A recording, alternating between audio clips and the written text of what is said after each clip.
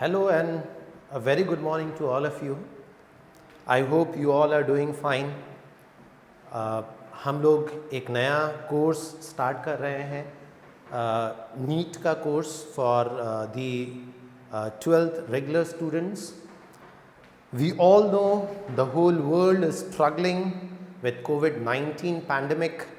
ये बीमारी ने पूरे दुनिया को घुटने पर ले आई है और इंडिया भी अपने वर्स्ट फेज से गुजर रही है. More than 31,000 cases have been reported in India of COVID-19, है ना.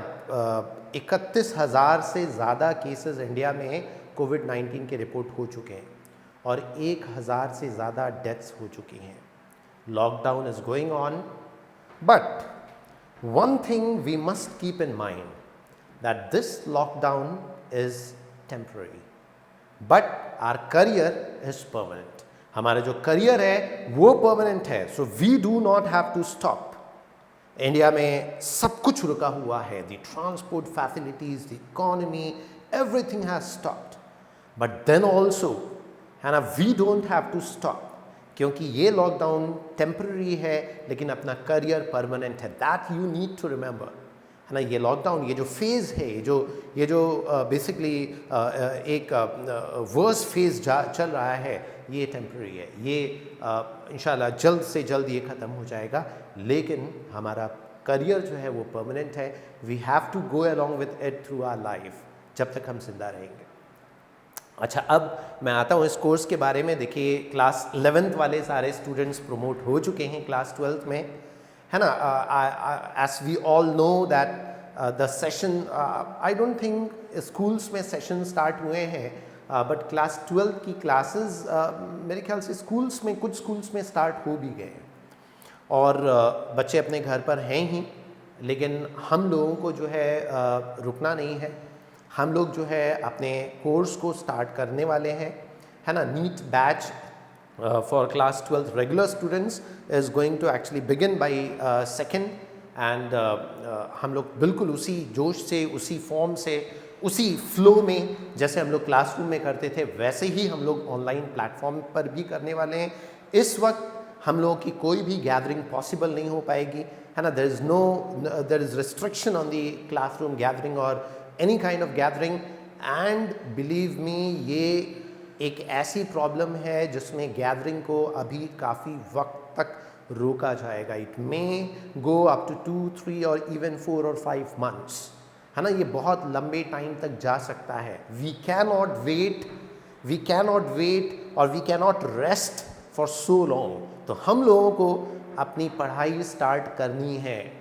एंड ये बात याद रखिएगा कि हम लोगों को अपने कंफर्ट जोन से बाहर निकलना है ना. We have to get out of our comfort zone, because every good thing के कहने का मतलब है कि जैसे हम लोग अचीव करना चाह रहे हैं, हम लोग कंपटीशन क्वालिफाई करना चाह रहे हैं, हम लोग कंपटीशन क्रैक करना चाह रहे हैं, डॉक्टर बनना चाह रहे हैं, ये कोई बहुत छोटी मामूली सी चीज़ नहीं है.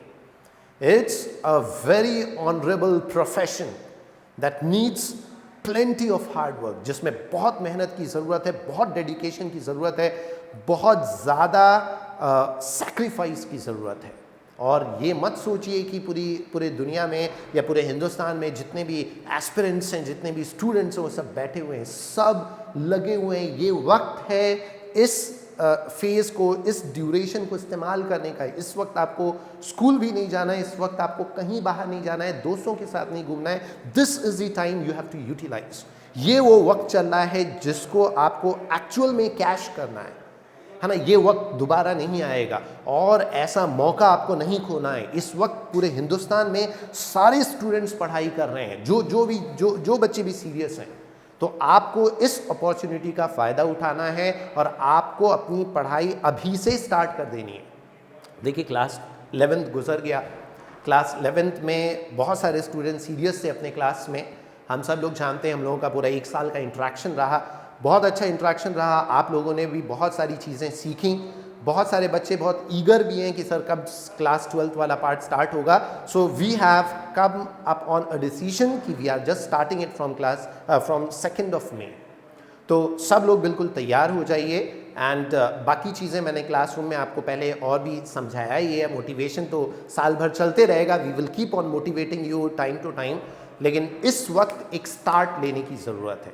हमेशा याद रखिएगा जो पहला स्टेप होता है वही थोड़ा सा मुश्किल होता है। ये पहला कदम ये स्टार्ट कर लिया, उसके बाद फ्लो बनाना आपको आसान हो जाएगा।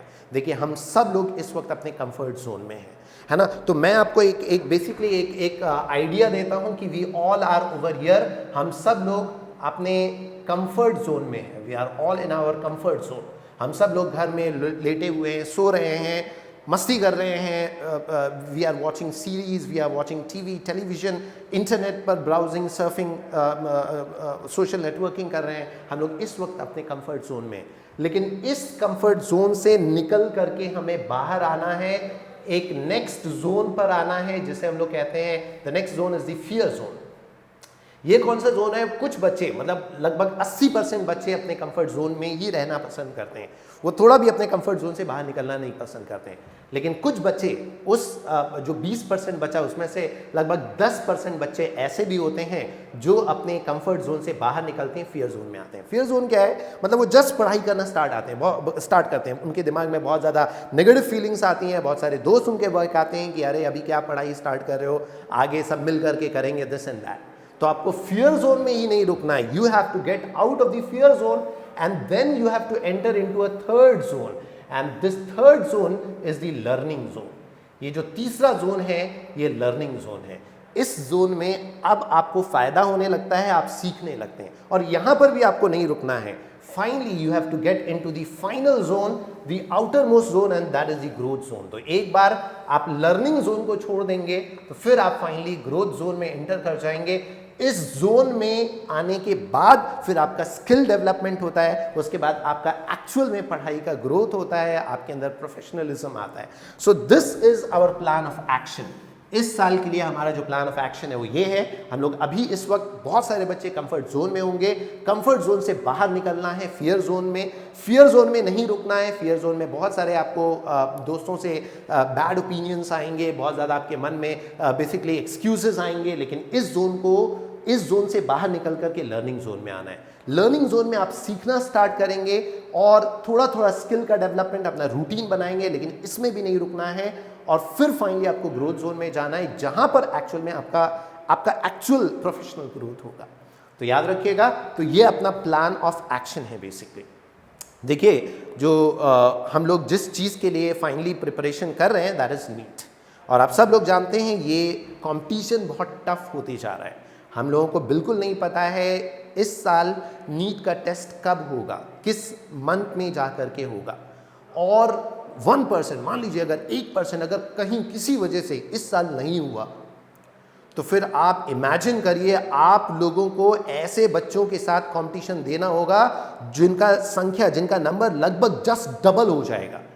अभी जितने स्टूडेंट्स हैं इस साल जो अभी कंपटीशन देने जा रहे हैं, उनको कंपटीशन देने का मौका अगर इस साल नहीं मिला, खुदा ना खास्ता, मतलब 1% मान लीजिए, तो अगले साल सोचिए आपका कंपटीशन कितना टफ हो जाएगा। इतने सारे स्टूडेंट्स हो जाएंगे कि competition will become very tough. So आपको उसकी तैयारी अभी से रखनी है।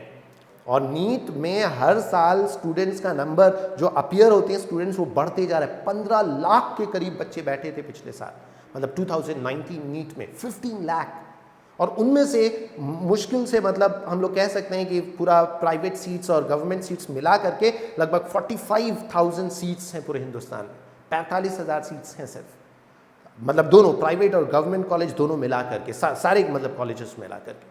तो the competition is really very tough and special rewards need special hard work, है ना। अगर बहुत स्पेशल चीज़ आपको रिवॉर्ड चाहिए तो उसके लिए हार्ड वर्क भी उसी तरीके का स्पेशल होना चाहिए। तो ये बात याद रखिएगा कि हम लोगों को उस बेसिकली चीज़ के लिए उसी तरीके से मेहनत करना है।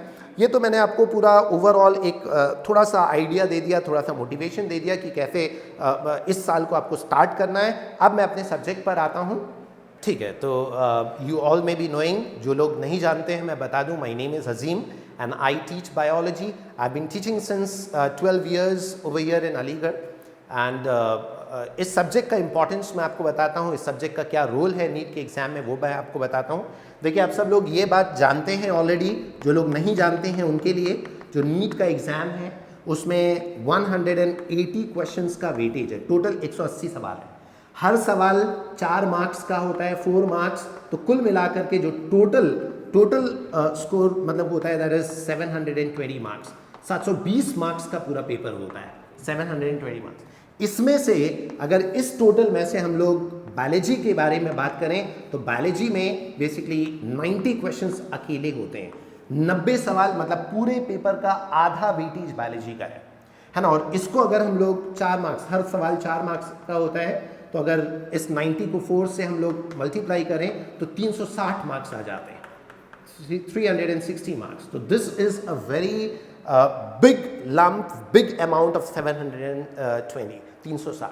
और मैं आपको बताऊं जो ब्यूटी है इस सब्जेक्ट का वो ये है कि इन 360 में से आप बहुत ज़्यादा स्कोर कर सकते हैं कॉन्फिडेंटली, मतलब 360 में से लगभग 320 प्लस बहुत आसानी से स्कोर कर सकते हैं 360। और कई ऐसे भी अपने स्टूडेंट्स रहे हैं डीडी सोसाइटी के जिन्होंने 330, 340, 345 तक स्कोर किया है, 348 तक स्कोर किया है। सो व्हाई नॉट यू, आप क्यों नहीं हो सकते? और इसका देखिए ये इतना स्कोर लाने का या इससे ज़्यादा स्कोर लाने का जो मंत्र है वो बहुत सिंपल है। मंत्र क्या है मैं आपको समझाता हूं। एनसीईआरटी पूरा जितना भी 90 सवाल आते हैं उसमें से अबाउट 75, 78 क्वेश्चंस अकेले एनसीईआरटी किताब से आते हैं। तो मतलब मैं कई जो पुराने स्टूडेंट्स हैं या जो टॉपर्स वगैरह उनका इंटरव्यू सुनते रहता हूं, उनका कहना यही होता है कि बिल्कुल एनसीईआरटी की एक एक लाइन, एक एक पेज बिल्कुल चार्ट जाओ, बिल्कुल मतलब ऐसा होना चाहिए कि आपको कोई एकदम गहरी नींद में आप सो रहे हैं, उठा करके आपसे कोई लाइन पूछ दे, आप तुरंत उसका जवाब दे दें, फिर आप सो जाए। इतना ज़बरदस्त तैयार होना चाहिए। वो तैयारी कैसे होगी? वो तैयारी करना भी बहुत मुश्किल नहीं है, बस ये समझ लीजिए कि उस एनसीईआरटी के लाइन बाय लाइन कम से कम 15 से 20 बार पढ़ा हुआ होना चाहिए, अबाउट 15 to 20 टाइम्स। अगर आप डेडिकेशन ये मन में बैठा लें कि मुझे इस तरीके से तैयार करना है, तो फिर मैं आपको यकीन दिलाता हूं कि आपका 320 बहुत आराम से आ जाएगा। और बायोलॉजी की तरफ से आप बिल्कुल चिंता छोड़ दीजिए कि ये कैसे आप इतना स्कोर कर पाएंगे। बाकी हम लोग क्लासरूम में जो पूरा एनसीईआरटी किताब क्लासरूम में तो कवर होगा ही, बहुत सारे एक्स्ट्रा टॉपिक्स हम लोग कवर करते हैं जो एनसीईआरटी में नहीं है, और जो हर साल लगभग 10-12 सवाल पूछे जाते हैं वो हम लोग क्लासरूम में कवर करते हैं। तो आपको आपकी स्ट्रैटेजी देखिए क्या होनी चाहिए। क्लासरूम में जो पढ़ाया पर डे वो जा कर के घर पर अच्छे से तैयार कर लेना है। दूसरी चीज़ उस चैप्टर को पूरा एनसीईआरटी किताब से पढ़ लेना है। तीसरी चीज़ at the end of the chapter हम आपको असाइनमेंट करवाएंगे या क्वेश्चंस की प्रैक्टिस करवाएंगे, वो कर लेना है।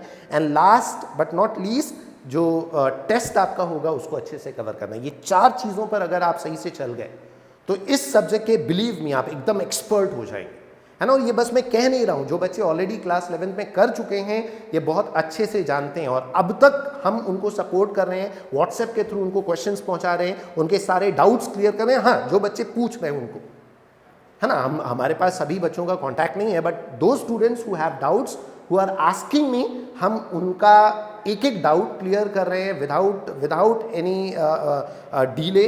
हम उनको क्वेश्चंस पहुंचा रहे हैं, प्रैक्टिस करवा रहे हैं, एवरीथिंग। सो ये बात याद रखिएगा। इस तरीके से आपको तैयारी रखनी है कि आपके 320 प्लस मार्क्स आ जाए। देखिए क्लास 12th में लगभग 16 चैप्टर्स हैं। इन 16 चैप्टर्स में से जो पहला यूनिट है रिप्रोडक्शन, बहुत इंपॉर्टेंट यूनिट है। ये समझ लीजिए लगभग 9 सवाल, 9 क्वेश्चंस का वेटेज है इस यूनिट का, रिप्रोडक्शन। और हम लोग सबसे पहले वही यूनिट स्टार्ट करेंगे। जो दूसरा यूनिट है वो है जेनेटिक्स। जेनेटिक्स एक बहुत इंपॉर्टेंट अगेन यूनिट है। जेनेटिक्स और बायोटेक्नोलॉजी हम लोग मिला करके पढ़ते हैं, और इसका लगभग वेटेज ये समझ लीजिए लगभग 12 से 13 सवाल का वेटेज होता है।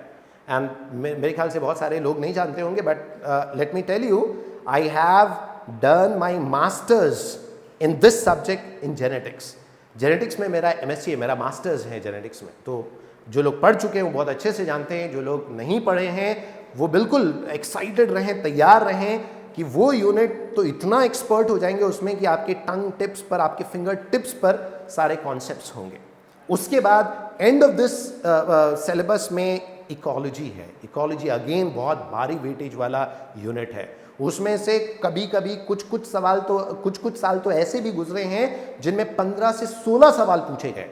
कुछ साल ऐसे हैं जिनमें 10 सवाल पूछे गए, कुछ सालों में 12 सवाल पूछे गए। तो 3 बहुत इंपॉर्टेंट बेसिकली वेटेज वाला यूनिट इस साल आप पढ़ने वाले हैं, है ना। कौन कौन सा? एक रिप्रोडक्शन, दूसरा जेनेटिक्स एंड बायोटेक्नोलॉजी, तीसरा इकोलॉजी। ये तीनों यूनिट्स बहुत जबरदस्त यूनिट है, मतलब बहुत ज्यादा वेटेज, हाई इंपैक्ट यूनिट्स है। मतलब इनमें कंटेंट कम है और इनसे सवाल, कंटेंट के रेशियो में इनसे सवाल बहुत ज्यादा पूछे जाते हैं। तो वो हाई इंपैक्ट यूनिट्स हैं या हाई इंपैक्ट चैप्टर्स हैं। तो बहुत अच्छे से इसको हम लोग तैयार करेंगे और बाकी हम लोग जब अपना लेक्चर स्टार्ट करेंगे तो आप लोग बहुत कॉन्फिडेंट हो ही जाएंगे, आपको समझ में ही आ जाएगा कि कैसा क्लासरूम में टीचिंग होता है, कैसे हम लोग पढ़ाते हैं। अगर आप लोग ट्यून रहेंगे तो बिल्कुल एकदम एग्जैक्टली क्लासरूम वाली फीलिंग आएगी। एंड फिंगर्स क्रॉस, जल्दी से जो है ये फेज़, अपना पैंडेमिक वाला फेज़ बहुत ज़्यादा ना खींचे, जल्दी से ख़त्म हो और फिर हम लोग वही क्लासरूम वाला इंट्रैक्शन, वही क्लासरूम वाले doubt clearance and everything will be going on. But यहाँ पर भी आप घबराइए मत, हम लोग सारे डाउट्स जो है आपको व्हाट्सएप के थ्रू, पर्सनल कॉन्टैक्ट के थ्रू सारे डाउट्स क्लियर किए जाएंगे। असाइनमेंट्स आपको PDF के फॉर्म में प्रोवाइड किया जाएगा। We will be helping you in every step you will be taking. तो थोड़ा सा आप आगे बढ़िए, थोड़ा सा हम आगे बढ़ेंगे and we both will definitely conquer this war, this basically course, or hopefully I hope for the best and just make up your mind और just एक तैयार करिए अपने दिमाग को और स्टार्ट करते हैं इसको जल्दी से। ठीक है, थैंक यू।